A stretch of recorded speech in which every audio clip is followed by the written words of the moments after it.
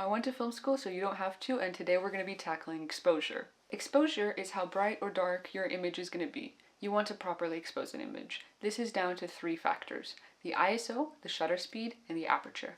This is similar to photography, however, in filmography we use less settings in actuality. The shutter speed is how long your image is exposed to light. The shutter speed, in cinematic terms, is usually twice the frame rate. We usually shoot 24 frames per second in the US or 25 for PAL regions such as Europe. The shutter speed equivalent would be 1/48 or 1/50.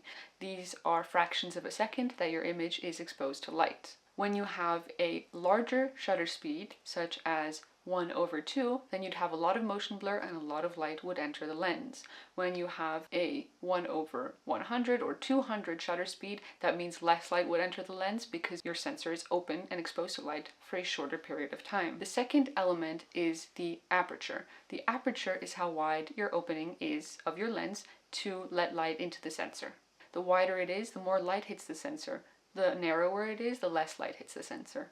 And finally, your ISO. Your ISO comes from International Standards Organization, which is the organization that coined the term. This was used when we used film stock, and you had to choose a stock based on the sensitivity it has to light. This has converted onto digital cameras, and it basically means that when you have a high ISO, you have a lot of digital brightening, and this leads to more elements such as grain. When you have a low ISO, then you do not have a lot of digital brightening, which leads to a crisper image. These elements work in tandem to create a properly exposed image. In filmography, you don't mess with most of the settings. You set the shutter speed to 1/48 or 1/50. For the ISO, you set it to your native ISO for your camera. For Arri Alexas, that would be 800 ISO, and this is where peak performance happens for that particular camera. The aperture has to do with your creative choice of having a shallower or deeper depth of field.